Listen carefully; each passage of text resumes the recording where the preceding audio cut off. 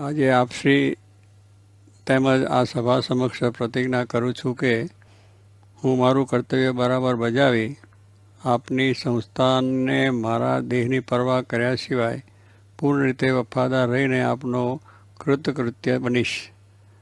આપે અક્ષર પુરુષોત્તમ જ્ઞાનરૂપી બગીચો ખીલ્યો છે તેને પૂર્ણ રીતે અભિવૃદ્ધિ થાય તેના માટે હું દરરોજ સંપૂર્ણ કાળજી રાખીને ખંત રાખી સેવા કરી સમગ્ર સત્સંગના આશીર્વાદ મેળવવા અભિલાષા રાખું છું. તે આપ શ્રી પૂર્ણ કરશો.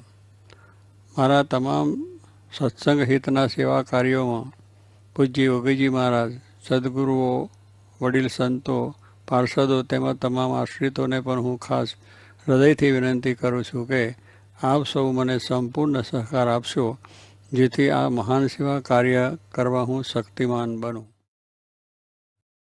આજે આપશ્રી